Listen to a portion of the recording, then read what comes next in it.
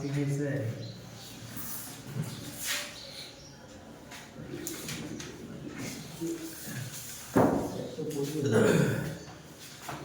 revenue recognition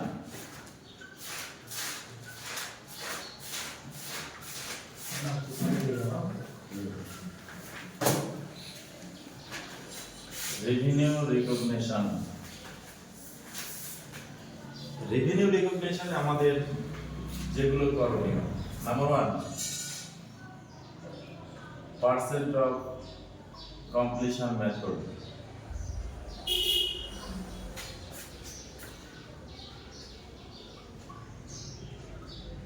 এই percent of completion method কথার অর্থ হচ্ছে আমি যতটুকু কাজ কমপ্লিট করব ততটুকুর মুনাফা নির্ণয় করব আলাদা আলাদাভাবে।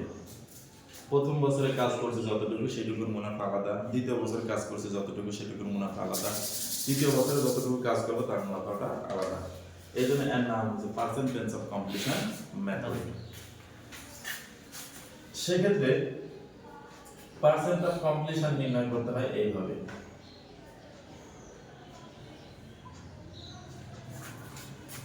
কস্ট টু ডেট ভাগ টোটাল কস্ট গুণন 100। এইভাবে আমরা পার্সেন্ট অফ কমপ্লিশন বের করে নিব। দ্বিতীয় number contract completion method. Contract completion method এই কথার অর্থ হচ্ছে কন্ট্রাক্টের কাজ যেদিন শেষ হবে সেদিন মুনাফা হবে, কাজ শেষ না হইলে কোনো মুনাফা অর্জন করা যাবে না। সে মনে করো আমরা এখানে 3 বছর আমার করতেছি, প্রথম বছর, দ্বিতীয় বছর, তৃতীয় বছর। প্রথম বছরে আমার কাজ শেষ হয় নাই, তাহলে কোনো মুনাফা হবে না। দ্বিতীয় বছরে কাজ শেষ হয় নাই, মুনাফা হবে না। তৃতীয় বছরে আমি মনে করো 10,000 টাকার কন্ট্রাক্ট নিয়েছিলাম, তৃতীয় বছরে আমার কাজ শেষ হয়েছে, এইটাকে বলা হয় গ্রস প্রফিট। যে বছরে কাজ শেষ হবে সেই বছরে মুনাফা বলতে পারবো, পূর্বের বছরগুলোতে সব শূন্য দিয়ে রাখতে হবে। Third number cost recovery method. Cost recovery method এই পদ্ধতির কথা হচ্ছে ব্যয় পূর্ণকরণ পদ্ধতি। তার মানে আমি যেই মূল্যে একটা পণ্য বিক্রি করবো, সে একটা পণ্য আমি 10,000 টাকায় কিনেছি, 15,000 টাকায় বিক্রয় করেছি, তাহলে এর মধ্যে 5,000 টাকা আমার প্রফিট আছে। আমি পণ্যটা কিস্তিতে বিক্রি করেছি, তাহলে প্রতি বছর এই পণ্য থেকে একটা নির্দিষ্ট পরিমাণ ইনস্টলমেন্ট আমি পাবো। এখন দেখা গেল এই 10,000 টাকার 15,000 বিক্রয় মূল্যে আমি যে কিস্তিটা পাবো, 15,000 যে কিস্তিটা পাবো, এই কিস্তি প্রতি বছর আমার রিকভার হবে। যেমন প্রথম বছরে পাইলাম আমি 5,000, দ্বিতীয় বছরে পাইলাম 5,000, তৃতীয় বছরে পাইলাম 5,000, এতে মোট 15,000 টাকা রিকভার হয়ে গেল। যতক্ষণ পর্যন্ত আমার কস্ট প্রাইস কালেকশন না হবে, প্রকৃত ব্যয় কালেকশন না হবে, ততক্ষণ পর্যন্ত কোনো গ্রস প্রফিট বলা যাবে না। তার মানে প্রথম বছরে কোনো গ্রস প্রফিট হবে না, দ্বিতীয় বছরে কোনো গ্রস প্রফিট হবে না, তৃতীয় বছরে সে পুরোটাই আমার গ্রস প্রফিট হবে। হ্যাঁ, পরিশোধ হবে। সে মনে করে এখানে যদি পরিশোধ 7,000 টাকা কিস্তি হয়, তাহলে প্রথমে 5,000 আর পরে 5,000 10,000 দিলে কিন্তু আমার ঘাটতি পূরণ হয়ে গেল, কস্ট রিকভার হয়ে গেল, অবশিষ্ট থাকলো 2,000। এই 2,000 টাকাই হচ্ছে আমার গ্রস প্রফিট। তাহলে পরের বছর হলো আরো 5,000 টাকা গ্রস প্রফিট। এই হলো কস্ট রিকভারি মেথডের বৈশিষ্ট্য। এরপরের কথা আসে, উঠাই নিবে, আমি বুঝে দিই নিয়ম লেখা। Fourth number, installment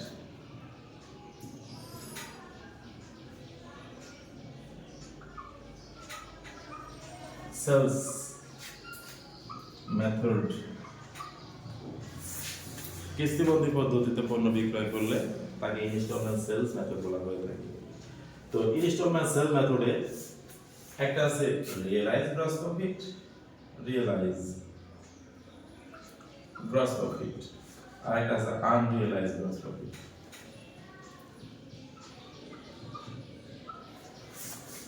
অনেকেরই প্রবলেম কোনটা রিয়েলাইজ কোনটা আনরিয়েলাইজ সেটা বুঝতে অনেকেরই সমস্যা হয়।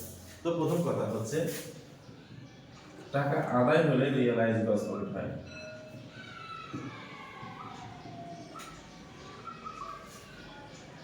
বাকি থাকলে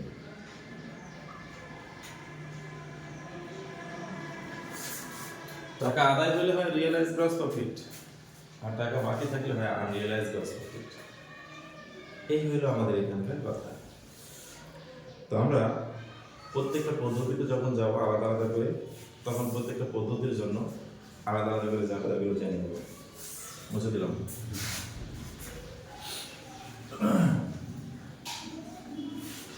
আমরা প্রথমে 1 নম্বর অঙ্কে আসি। 1 নম্বরে আরেকবার করি আমরা। কস্ট রিকভারি মেথড একটাই অঙ্ক তো। 1 নম্বর অঙ্ক 2015 সাল। এটা হচ্ছে cost recovery method. Cost recovery method. এই পদ্ধতির বৈশিষ্ট্যটা মনে রাখা উচিত যে আমি যে মূল্যে পণ্য ক্রয় করেছি সেই মূল্যটা আদায় করার পরে আমার মুনাফা হবে। এখানে আমরা অঙ্কটা করি।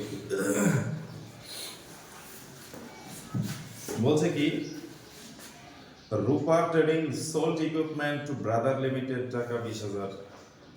রূপা লিমিটেড ব্রাদার লিমিটেডের কাছে একটা ইকুইপমেন্ট বিক্রি করেছে যার মূল্য 20,000 টাকা। The equipment is on Rupa books at a net amount of টাকা 14,000। উনি এই ইকুইপমেন্টের প্রকৃত মূল্য নির্ধারণ করেছে 14,000 টাকা। রূপা কালেক্টেড টাকা 10,000 2010 সাল, 5,000 টাকা 2011 সাল, 5,000 2012 সাল। এভাবে তারা 20,000 টাকা আদায় করে নিয়েছে। If Rupa used this cost recovery method, সে যদি কস্ট রিকভারি মেথড ইউজ করে থাকে, what amount of gross profit will be recognised in this year, তাহলে প্রতি বছর তার কি পরিমাণ মুনাফা হবে। তো চলো যে আমরা কস্ট রিকভারি মেথডে 20,000 হ্যাঁ হ্যাঁ Rupa trading sold equipment to brother limited for টাকা 20,000।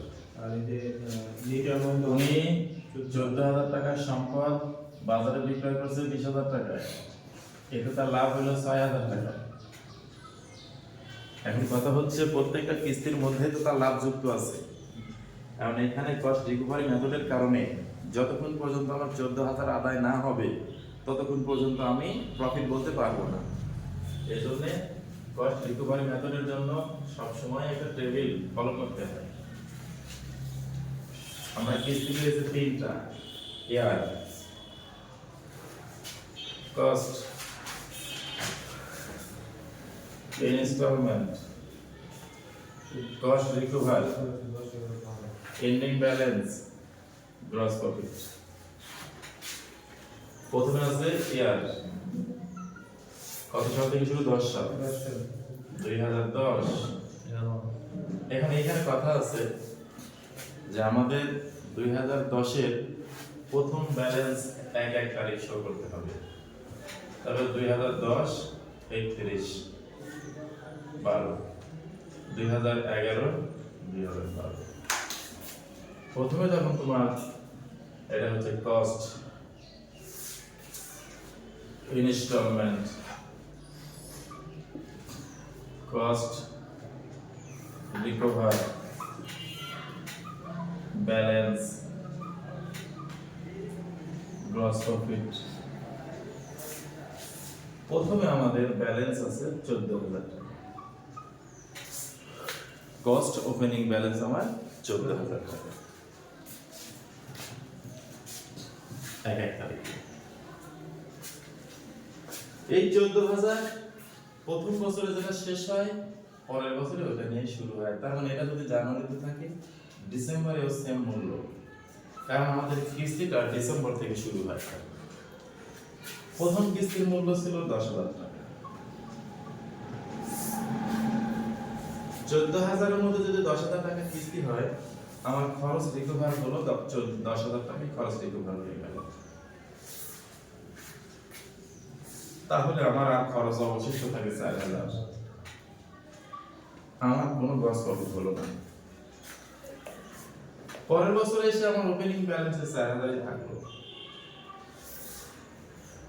আমি কিস্তি পেলাম 5,000। আমার খরচ আর রিকভার করতে হবে 4,000। আমার খরচ আছে 4,000, কিস্তি পাইলাম 5,000 টাকা, তাহলে 1,000 টাকা লাভ যুক্ত আছে। তাহলে খরচ 4,000 রিকভার করার পরে বাকি 1,000 টাকা আমার মুনাফা।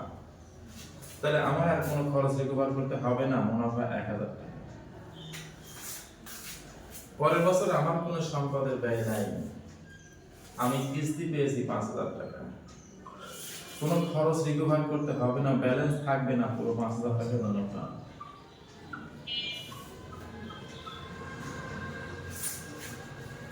এই হলো কথা। হেডলাইন লিখবো cost recovery method, calculation of gross profit. এই হলো কথা।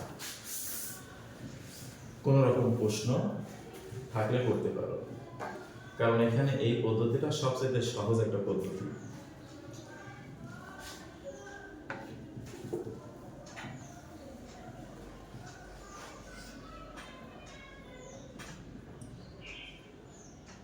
কি সামনে বোঝাইতে হবে?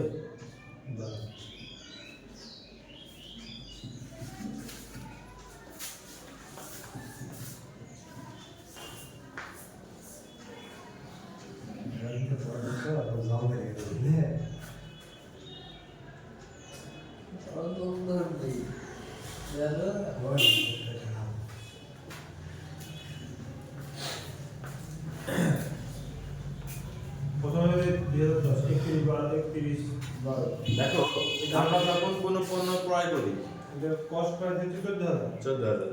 আর ইনস্টল আছে ইনস্টলমেন্ট 10,000। শুনে আরেকবার, জানুয়ারির 1 তারিখে আমরা কোনো সম্পদ ক্রয় করেছি যার প্রকৃত মূল্য ছিল 14,000 টাকা। এটা আমরা জানুয়ারির 1 তারিখেই, পূর্বের সম্পদ ছিল, এটা আমি বিক্রি করেছি কয় টাকায়? 20,000 টাকায়।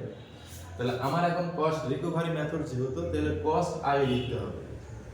কস্ট কত টাকার ব্যালেন্স আছে জানুয়ারির 1 তারিখে? 14,000। তাহলে এটাই কিন্তু 31 ডিসেম্বর তারিখে 14,000 টাকার ব্যালেন্সে আমার ছিল, কারণ যেদিন কিস্তি শুরু হবে সেদিন থেকে তোমার অঙ্কই চালু। প্রথম কিস্তি দিলে তুমি 10,000 টাকা, তোমার 14,000-এর মধ্যে 10,000 টাকা উঠে আসলো, তাহলে 14,000 টাকায় খরচ রিকভার হয়ে গেল। ঠিক আছে কথা?